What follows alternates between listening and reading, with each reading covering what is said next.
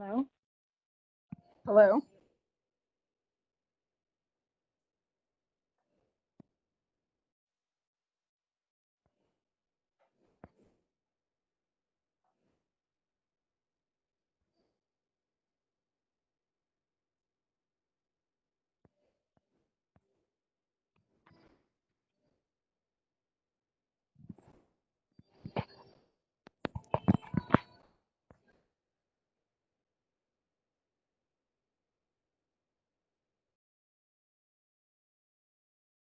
Hi, everyone. We'll be getting started at 12:30. If you could be sure that you're muted, and we look forward to starting soon.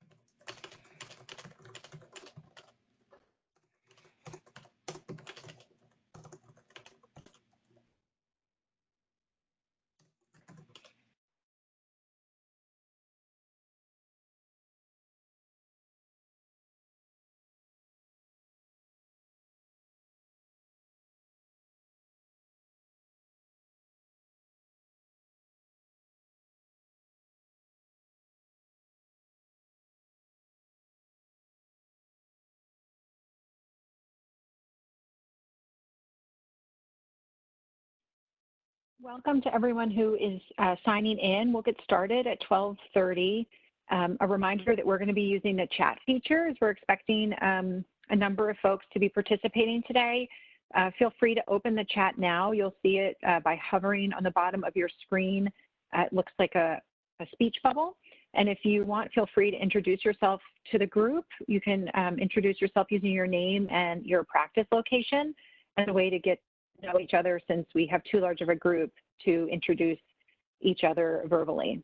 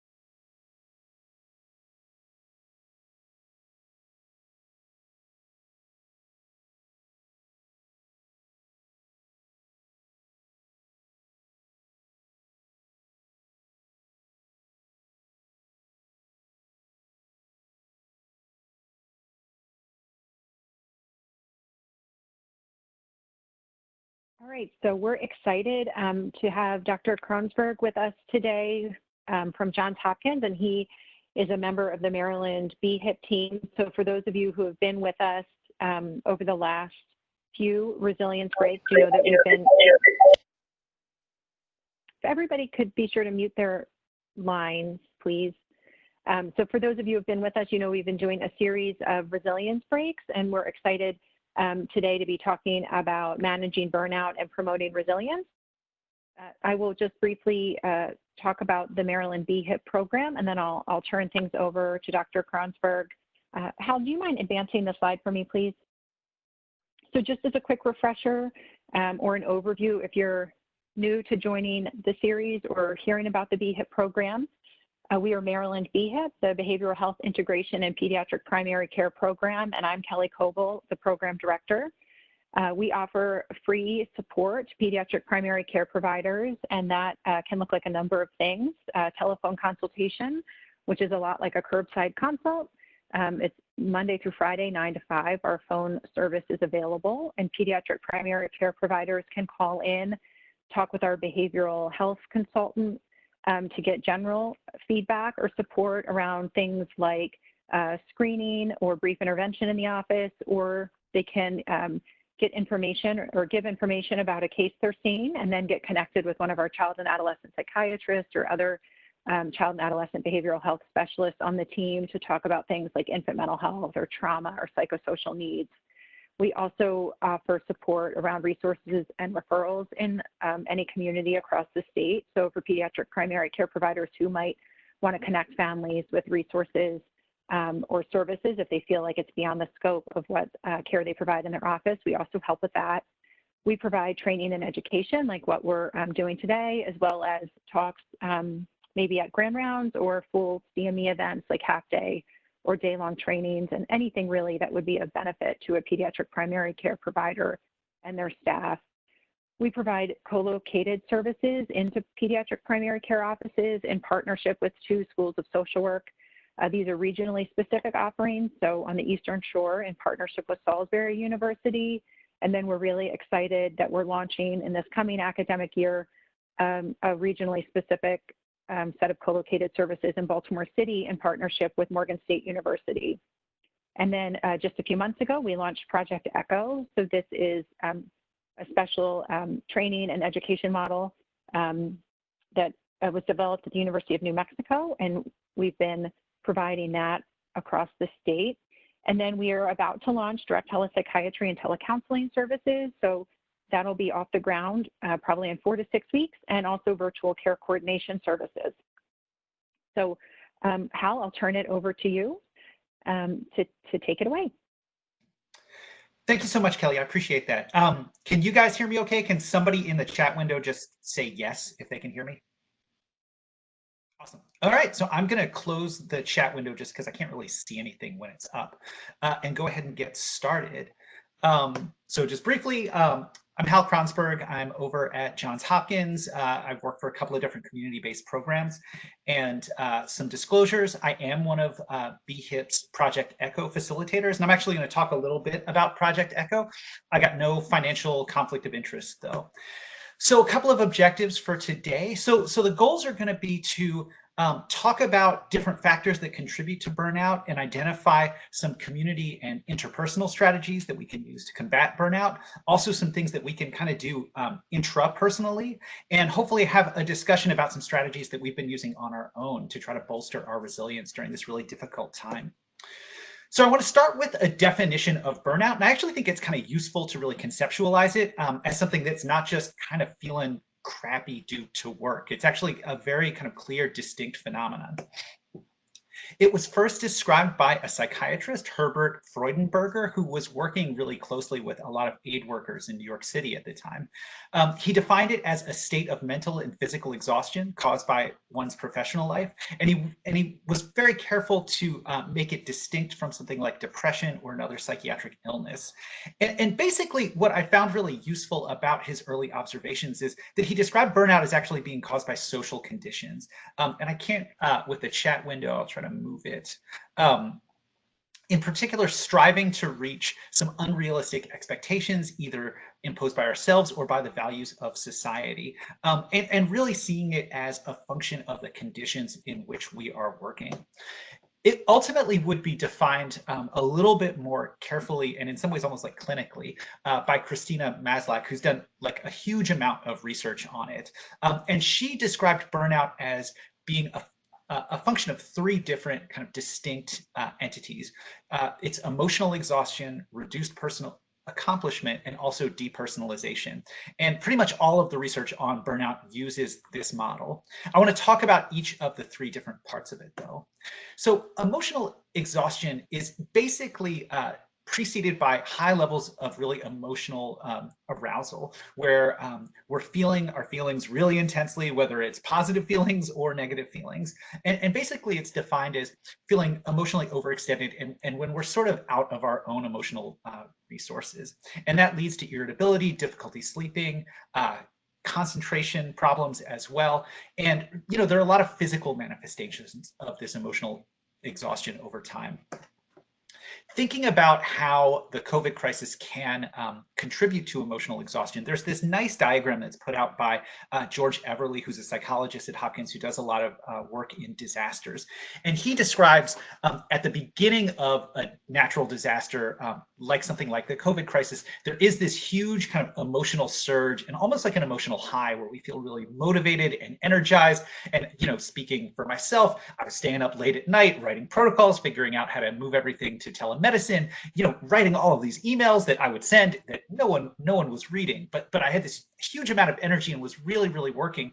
And then shortly after we passed that honeymoon period, George Everly describes, we hit this disillusionment phase. And that's where we're kind of stuck at this emotional low. And I think because COVID has been so kind of slow burning, I think in some ways for a lot of providers, they've been in this emotional low state. And that's where the fatigue really sets in and where we sort of run out of our emotional reserve and feel pretty depleted. Depersonalization is a component of burnout as well, and that's defined as having a negative, callous, or excessively detached response towards others. I think it's useful to think of this actually as kind of a defensive thing that happens, in part because when we have intense and overwhelming feelings towards people that we're taking care of, at some point it can be really challenging to cope with those feelings. And so as a result, we can really detach. And that leads to inappropriate attitudes towards our patients, sometimes a loss of idealism in our work and joy from work-related interactions. And lastly, reduced personal accomplishment is part of burnout as well. And that's when we feel like we're less competent at work, we're attaining less success, we're achieving less, and the meaning of our work isn't quite as significant maybe as we used to think. And that often shows up when there's a scarcity of resource and increased work demand. So really thinking about a gap between what we feel like we ought to be doing and what we're able to do. And that can lead to lower productivity, lower quality of work, and low morale. So burnout's been studied for a really long time, and an alarming finding was noted by folks in 2015, which is that burnout is actually on the rise a little bit too. You can see the yellow bar is burnout in 2011, the blue bar is burnout in 2014, and it was found that even though you could make the argument that general pediatricians and pediatric subspecialties are lower in burnout relative to some other aspects or some other kind of provider categories. It's still really high. And even among pediatricians, you can see burnout approaching 50%, and that it's been increasing over time as well. Psychiatry, for anybody curious, was just above the pediatric subspecialties. So, it's kind of obvious why burnout actually matters, but there's actually some research to back up the impact that it has on us and our care. Physician burnout is associated with an increased risk of patient safety incidents, decreased quality of care, and also decreased patient satisfaction. But for us as providers, it's also associated with physical symptoms, including fatigue, irritability, and difficulty concentrating, and also an increased likelihood of substance abuse and more likely to have suicidal thoughts as well. COVID-19 is definitely making this moment harder, I think, for us right now.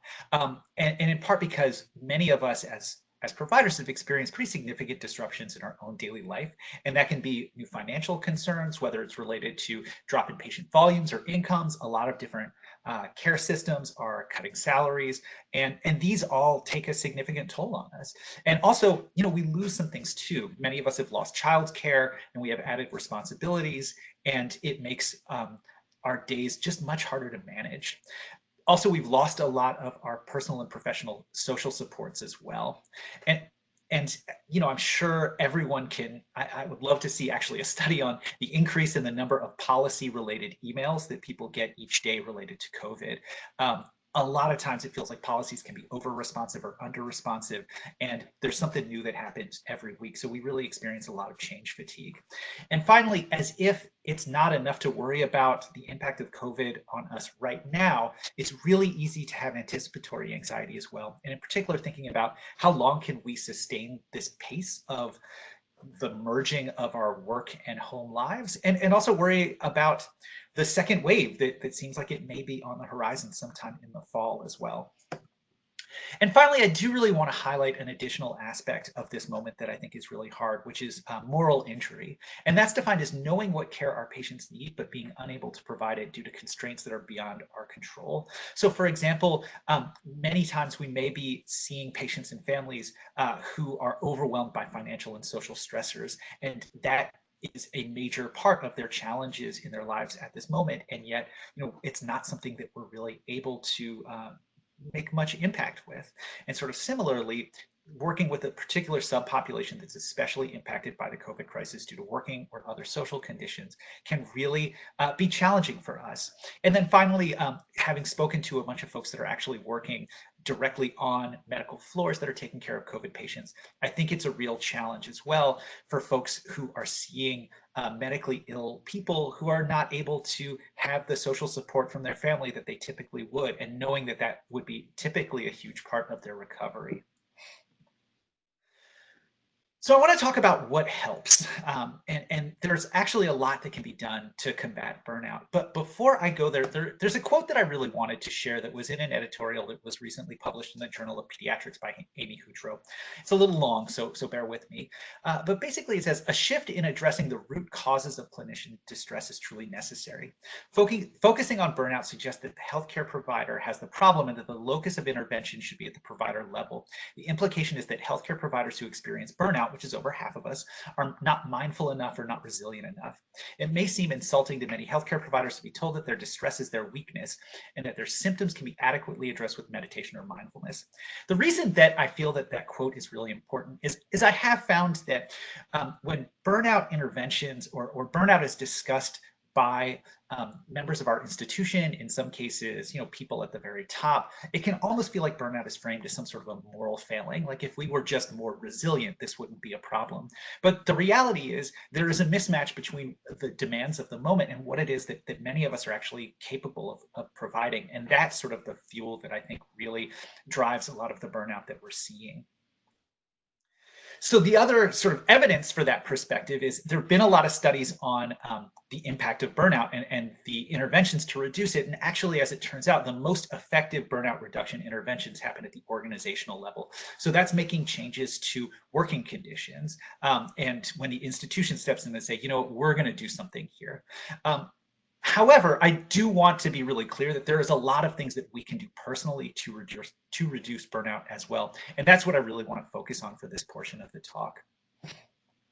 So the first and maybe most obvious place to start is just with general emotional self-care. We talk about feeling emotionally depleted as being a big part of burnout. So a lot of this comes from actually dialectical behavior therapy, which is a psychotherapy that's primarily focused on emotion regulation and being able to maintain emotional stability. And there's a particular skill called ABC Please. The acronym is a ridiculous one. I'm not going to go into it in great detail, but I'll talk about what it's sort of about. So the first thing we want to do is really try to take more actions to promote our own emotional stability. So one way is accumulating positive experiences. I know that seems kind of obvious, but just experiencing joy in general, doing things that we like, is actually a really valuable thing to help us maintain that level of emotional stability and resilience. In particular, engaging in activities that help us build mastery is really important. It's really interesting too.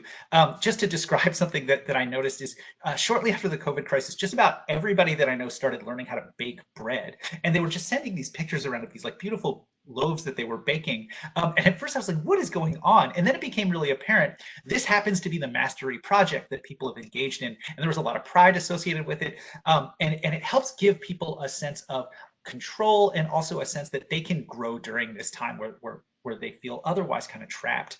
And then finally, planning ahead for the future. That can be anything from thinking about vacations or something that we can have to look forward to, but also just the overall avoidance of avoiding, which is something that we can do when we feel kind of stuck in this moment. Finally, the same things that we would tell our patients are things that we should be paying attention to as well. We want to make sure that we're eating regularly and in a balanced way. When the refrigerator is maybe 90 feet away from you at your workplace, that's a dangerous thing. So it's something that we should be mindful of. Exercising regularly, trying to make sure that we're getting good sleep, and also having some kind of social interaction, even if it's something that is kind of aided by technology, is really helpful. But I want to get a little bit more specific as well. And in particular, think about how we can recover from stress from work. So there's a concept called psychological detachment from work, which is basically a state of mind. And it's a state of mind where we're focused on all the things that are not work. You could describe it as refraining from doing and thinking about job-related activities for a certain portion of time.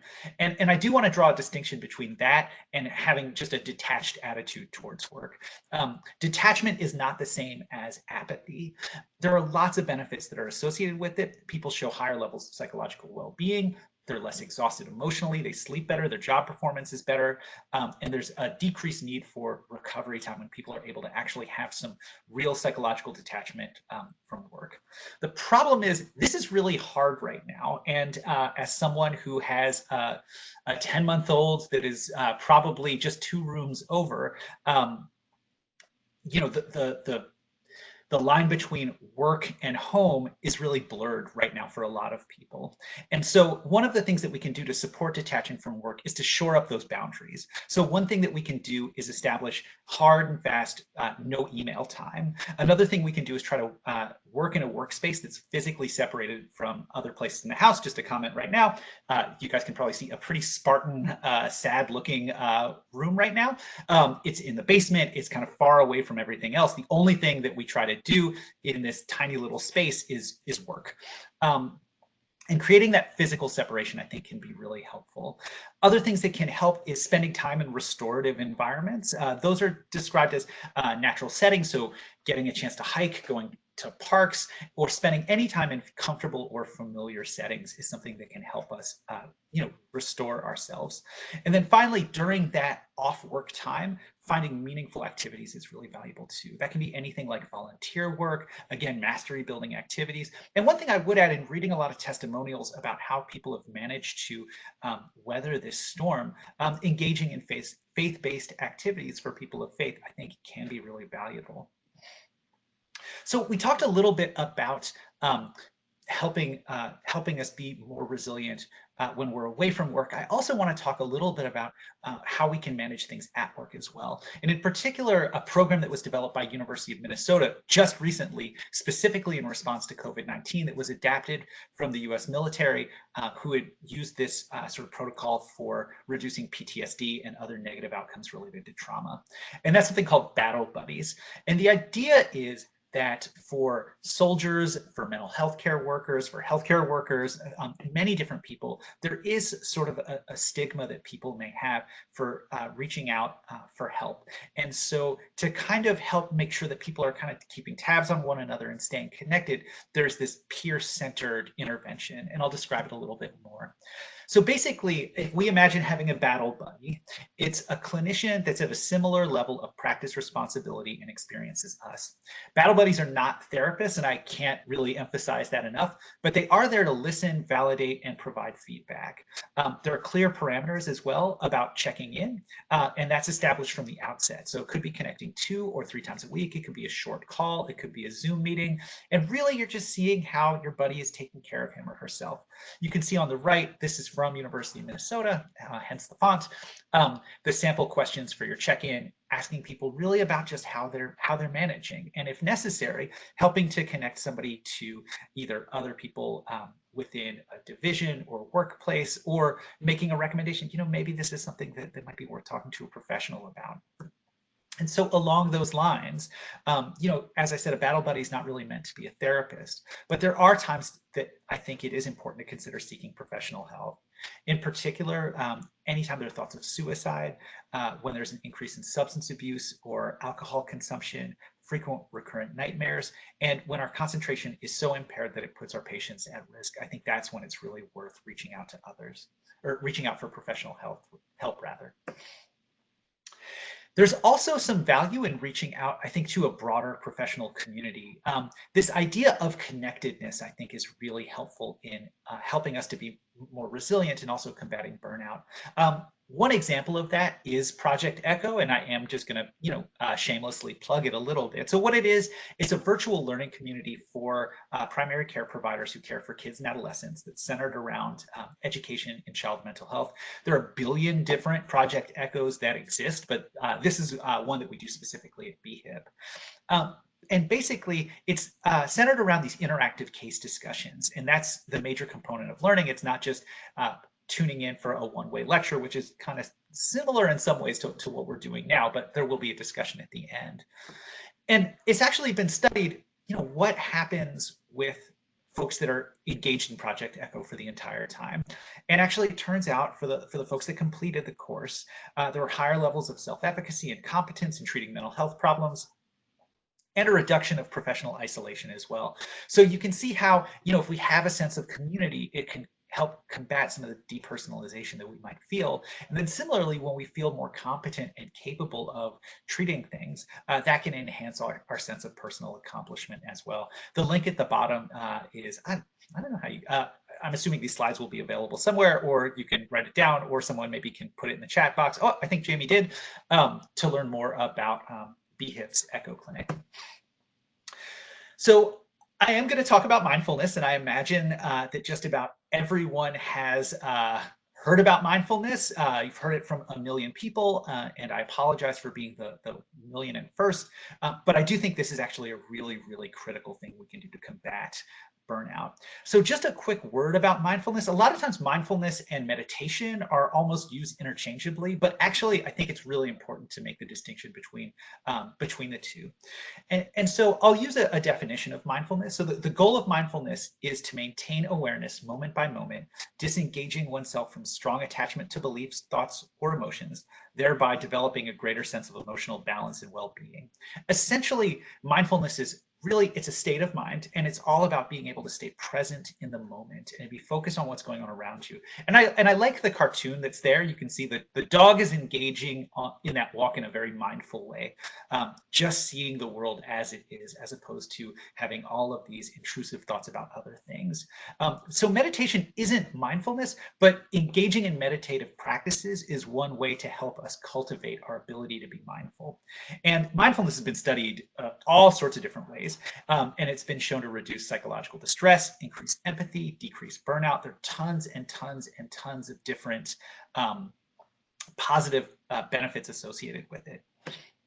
So there are some very sort of carefully laid out mindfulness-based stress reduction programs that exist. They tend to last about 8 weeks. And I am just going to share a little bit about it because these mindfulness-based stress reduction curriculum have been looked at specifically for burnout in primary care physicians or providers. And it's been shown that it's beneficial for all of the 3 different categories of burnout as well. The downside is not everybody has time for an 8-week course that's 2.5 hours a week with a lot of homework as well. A lot of institutions aren't really willing to sponsor people engaging in this, even though it is possible. There are actually a lot of mindfulness-based stress reduction courses that are available online. Some of the people who did a lot of the pioneering work in it are over at University of Massachusetts. That's where John Kabat-Zinn is. They have a course up and running. It's pretty expensive though, to be honest. So in my opinion, I want to stay focused on the practical. So what do you do if you can't take an institution-sponsored 8-week course? So there are tons and tons of free apps that guide mindfulness practice. I worry a little bit that there are too many, so I'm only going to focus on 2 today. The first that I'll talk about is something called Mindfulness Coach, and that was developed by the VA. The VA has actually developed a number of apps that are available that are totally free. One is the Mindfulness Coach. The other is something called CBTI Coach, which is much more focused on sleep. The Mindfulness Coach app is a little bit newer, and I think it's pretty well designed. You can progress through multiple levels of practice. There are lots of definitions. It's really user-friendly. And like I said, it's free and no one is trying to make any money off of it, which I think is an important consideration. The other one that I do want to mention is something called Headspace. Headspace is pretty highly regarded. There are a number of really positive reviews that exist. It is a for-profit app, but in the COVID crisis, through the end of 2020, there are free subscriptions for anyone with an NPI, and I also think it's available for nurses as well. The link at the bottom does have the place where you can learn more information about it. It's really highly customizable. It tracks your progress. Again, I think it's also a good place to start as well. So in summary, there are a bunch of evidence-based ways that we can combat burnout and clinician distress. We need to focus on our physical and emotional well-being through self-care. Emotional detachment from work is absolutely, I think, a critical thing for us to try to work on. Closely connecting to a peer at work with using battle buddies as a model and being able to frequently check in with someone. And then connecting with a broader professional network, I think, is a way also to help us feel connected, and connectedness is something that can really help us in this time. And then lastly, mindfulness practice is something that I really want to emphasize as something that has a tremendous deal of value as well. So if you're really desperate to read all the research, these are the references that I used for this talk. A lot of them are pretty new resources as well. And some of them are really, really interesting. And just one last time, one thing that can also help provide support is making use of the services that BHIPP provides. And that's, as Kelly had said initially, something that we offer to support primary care clinicians for their patients' mental health needs. There are tons of different ways to get a hold of us and follow along with us, all on this slide right here. And so I think for the discussion portion, I'm going to turn things over to Kelly, if I'm not mistaken. Thanks, Hal. Well, we're going to keep you in the hot seat a little bit, but since we have a larger group with us, if folks could use the chat, and I'll help facilitate to get questions to you.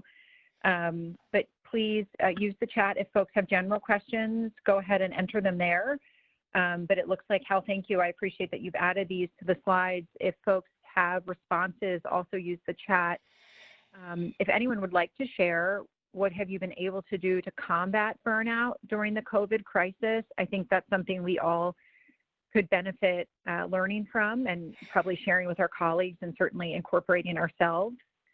And of course, general questions are welcome as well. I see someone has entered in, Hal, that they've prioritized sleep. I think that is something that is always generally important and sometimes challenging to do, but you spoke to that. I see a couple other comments coming in: exercising with friends through Zoom. I make a lot of phone calls to family and friends, so staying connected. We've talked about this, I think, on other resilience breaks, that maintaining social connections, even though we're maintaining social distance right now, which is important. Our rituals and routines have changed a lot, but still finding ways to keep that social connection. Elizabeth Robbins has added, I've been using the Productive app to help develop a meditation practice daily. And I will just comment, these chats are coming in now a little bit more quickly, but someone had asked previously about if Headspace was offering free access for patients or clients right now. I don't think that is available, but I know there are other apps or websites that do have good options. So I don't know, Hal, if you have any favorites that you use, or if anyone else wants to enter that in the chat. It's just, as this is moving quickly, I don't want to lose that thread. No, this is great. There are so many cool suggestions that are coming through. Yeah, I think in particular, so I mentioned the Mindfulness Coach app, and that's one that I sort of discovered a long time ago, in part because it's free and nobody's really trying to make a profit off of it. But there are so many, it's hard to know, and I imagine it takes a little bit of kind of app shopping, but I always recommend people start with the free ones and then see if that works for them. And perhaps this is something that we could, Jamie, I know you're listening carefully and watching the chat. Maybe we could be sure to add to our COVID resources page. I can't recall if we have any mindfulness links, but I think depending on the age of the child that you're working with, there are some really nice kind of meditation or mindfulness visuals for young kids, about belly breathing, or some kids, just the simple kind of 7-4-8 breathing works really well. And then there's just lots of nice options online. Yeah, and one comment I would just make about mindfulness in kids, I think doing it frequently, like making sure that you get a little bit of time every day for mindfulness is going to go a lot further than trying to give one gigantic like mindfulness bolus. If you ask a young kid to meditate for 20 minutes and they've never done it before, you are asking for a kid that is never going to be willing to meditate again. So I think, and it's something that you really need to practice. And so I think setting pretty light expectations in the beginning and watching ourselves and watching our kids get better at this and be able to engage in mindfulness meditation without being distracted, I think is really useful. And just the other thing that I would say about mindfulness is it doesn't have to be meditation. There are lots of actual activities that you can engage in that really promote mindfulness. One of my favorite ones to do with kids is, I don't know if anybody's familiar with BOP It, which is this little like toy that yells at you and tells you what to do. But in order to actually effectively play Bop It, you have to really practice clearing your mind and just reacting to the things that you hear. And so that's like a slightly more interactive way to work on mindfulness and to think about the concept. There are like tons of essays about like mindfulness archery and just all sorts of stuff. But I think really the more we can learn about the concept, the easier it is for us to adapt all kinds of activities to mindfulness practice. And I think that's a great example of how mindfulness looks different at different developmental phases and for different kids. The way with a quiet and more introverted, 11-year-old, you might approach it differently than you would with a very active, maybe 8-year-old. I think being really responsive and finding small ways to be still. And a lot of the chats that are coming in are reflective of that. Folks talking about spending more time with their pets, connecting with their friends, painting, which I think is another good example of sort of being still and just focusing just on the one task at hand, allowing 15 minutes of time alone every day, yoga, walking, praying, joining support groups. Before these comments came in, for folks, please feel free to go back in the chat. We've been adding links, and of course, we'll make the slides available to you. Making time to play with my baby, time just for us without work or the distraction of calls and emails. Using a gratitude journal, being in nature, having FaceTime lunch. This is Elizabeth Robbins with her mom, since she can't see her in person. This list has gotten really long, which is wonderful. Well-being class, Insight Timer is an app that someone likes. Unfortunately, someone says they have little institutional support. I do think this is a good reminder for all of us to also speak up and use our voices to advocate. It's important to have, whether it's an EAP or someone to turn to or to build peer support networks if you can. Running, not watching the stock market, someone said, spending time outside. Someone indicated they just started with 3 minutes of meditation and built their way up. How you're getting big support for your Bop It comment. It's genius. So kudos. I think it was like I don't know how old this kid, I think this kid was maybe 10 years old and was making fun of me because I was really bad at it. And he told me, you're trying to play Bop It. The only way to play Bop It is to not play Bop It, which is the most kind of Zen-like encapsulation of mindfulness that maybe I've ever heard. And has stuck with me ever since.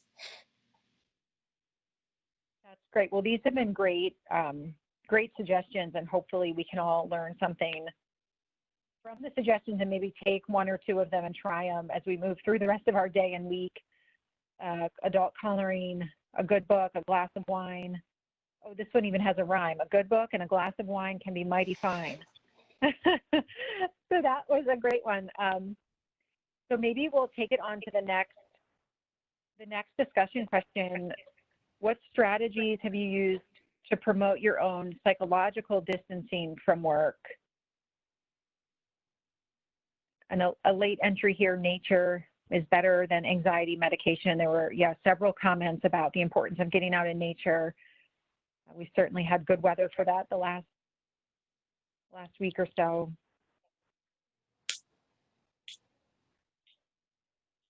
So how have folks found a way to promote psychological distancing from work? We definitely heard And I think we've all experienced how hard that has been lately, since many of us are working and living in the same space, and in a lot of cases also probably for people that are parents or caregivers of children, maybe educating some folks in their home as well. Things are certainly complicated and in close proximity. And I want to highlight something that just came in through the chat, which is, the end of day ritual is the run or the workout. And I do think having an activity that signifies the end of the workday is something that's really valuable. So kudos to that particular suggestion, because, that figuring out ways that signal to kind of our brains that our workday is over and whatever we want to call the post-work day is beginning is really important. And the things that we typically have as signifiers, like a commute or something else, just is absent. So we have to kind of be creative about how we can let ourselves know it's time to kind of move our attention to something different. And Sarah just commented that she gets in the car and drives for some downtime. Normally she would do that if working in the office and driving home. And I do think that's an important point for many of us who might be working at home now and are typically in an office seeing patients. I think it is very hard to have a session or see a family or a child and then kind of have to move into your normal afternoon or evening activities, whatever the timing is. You don't get that separation, and I think emotionally or psychologically that can be tough.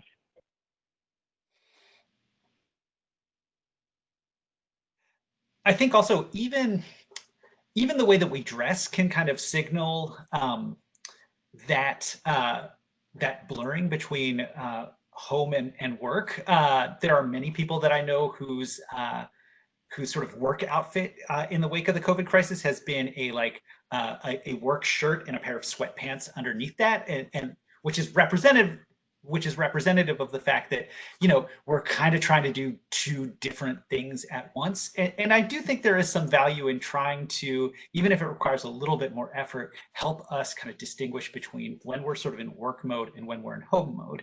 And granted, for folks that have kids, that may be pretty impossible to do, or certainly much more difficult. And then I think we have to just think a little bit more about, okay, if I'm going to be spending some time with my kids, maybe I can just make sure that the phone stays away during that time, or at least for part of that time. And some comments have come into that effect, being sure you put all work away, changing clothes. And I wonder what folks would say about this, but I know I will say I have found this harder as time has gone on. We're now going on a number of weeks. I mean, more, months. We've been around March 11th or 12th, I think, is when a lot of us started to get the message that workplaces were changing their protocols. And I think in the beginning, maybe, I'm sorry, I'm hearing some feedback. Everyone could just be sure you're muted. I know in the beginning it seemed easier to keep to those behaviors, to be sure we were getting dressed and to keep the boundaries. And I think as we move forward, it feels easier to slip into some less strict routines.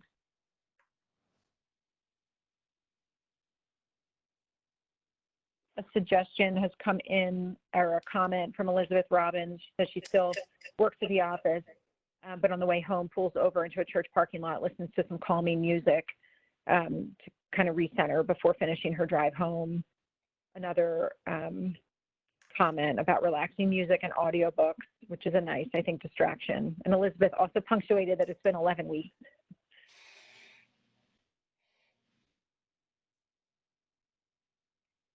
So certainly keep your comments coming. I will just highlight the third discussion question for folks to think about. Have your institutions or employers done anything to improve working conditions or expectations to combat burnout?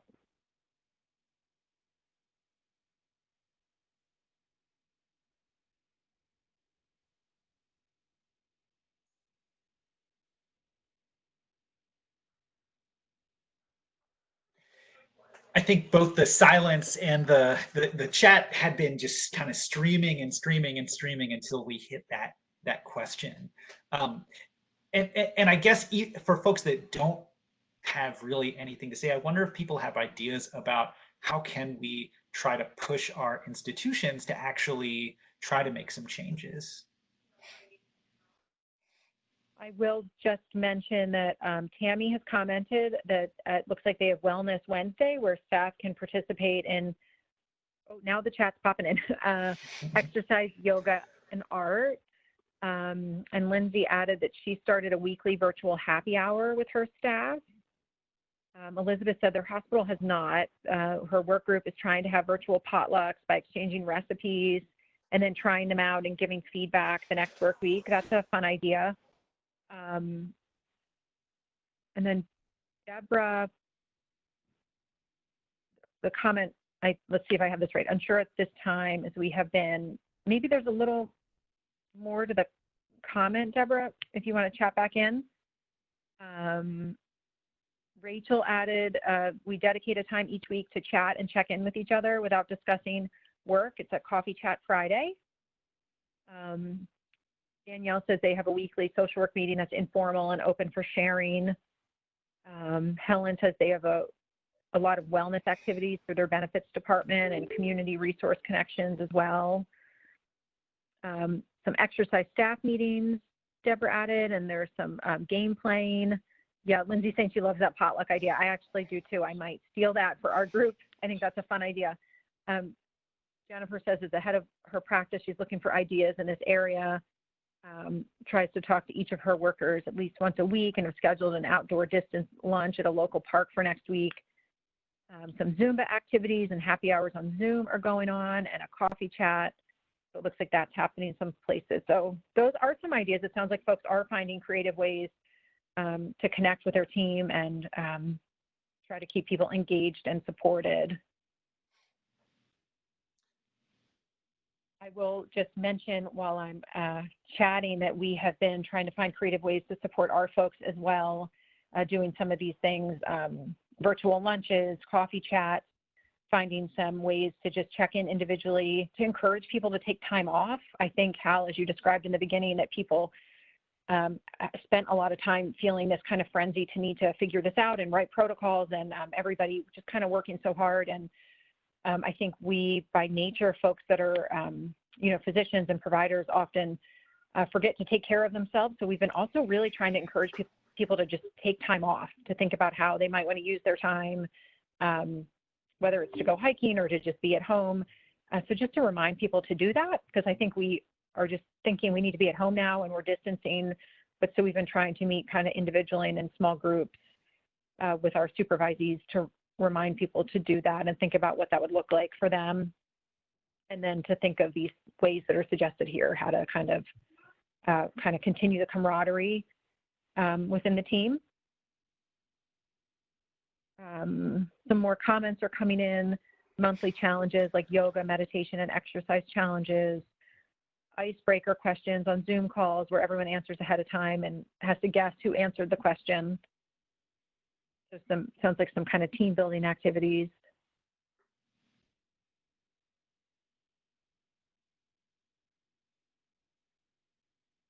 I would be interested if anyone has suggestions, like Hal asked, what folks think employers or programs could do better to prevent burnout or combat burnout. So it sounds like some folks are coming up with ideas, but maybe not everyone. And I wonder what the group would think about that. Also looks like here's an additional comment, weekly shout outs for staff appreciation called kudos. So recognizing folks, that's important.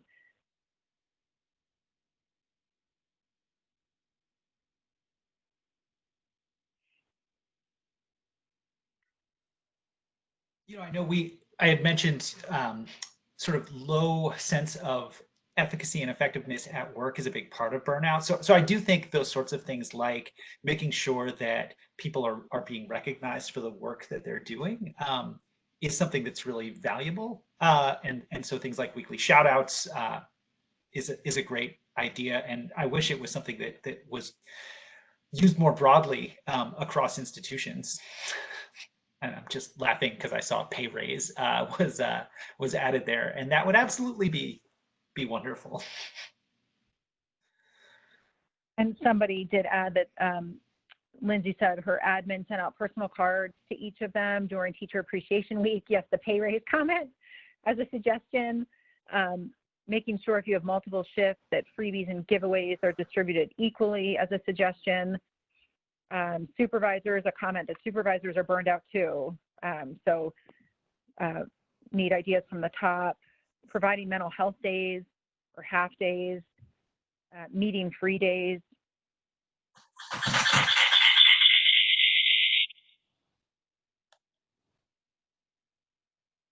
So I think it sounds like people are feeling the strain.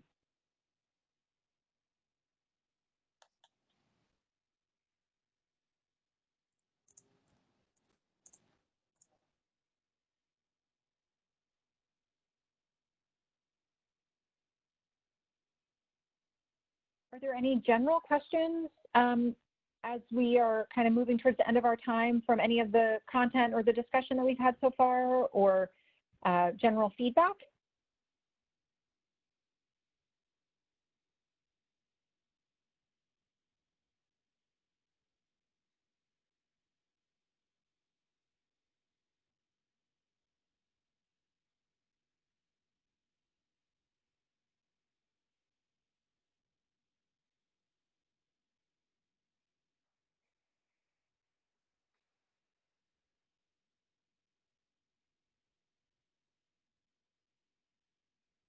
All right, well, we appreciate you all being with us, and I know some of you have been with us for all the resilience breaks. We appreciate you taking the time. If you have suggestions of future topics you'd like to see, feel free to leave them in the chat, or you can always email us. I do see one comment or / question, Hal, before we wrap up. Is wine really helpful during times of burnout, or does it exacerbate symptoms? I think that's something important to think about and maybe discuss. Do you want to comment on that? Yeah, I mean, that's such a good question, and it's really complicated because you know, wine in the absence of the quantity specified, I think makes it kind of hard. You know, I would say if you're drinking multiple bottles of wine a night, that's cause for concern, and it's going to impact sleep. I mean, on top of many things, it's going to impact sleep. It's going to make sleep less restful. There are all sorts of things that are. There are many reasons why we should be on the lookout to see, you know, if our alcohol intake is getting dramatically higher. And at the same time, like I said, things can sometimes be a signifier. So having a single glass of wine at the end of the day as a signifier, my work day is over and now it's time for me to relax, I think can be a really positive thing. So I think as long as it's used in a thoughtful way, and you know, as long as there's no, you know, there are no broader risks that would be associated with having a glass of wine a night, and by which I mean, you know, health conditions or machinery operation or anything like that. I think something like that on a moderate to small amount on a relatively regular basis can be something that can be really helpful.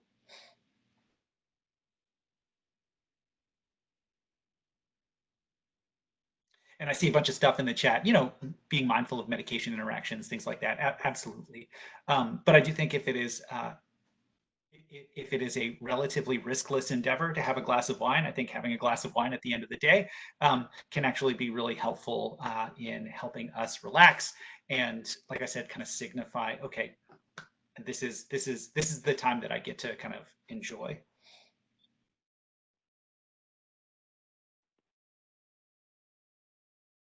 Thanks, Hal.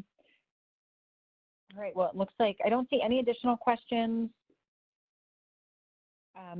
And you'll see there that Jamie has added in the evaluation link. So please be sure to take a moment to complete that.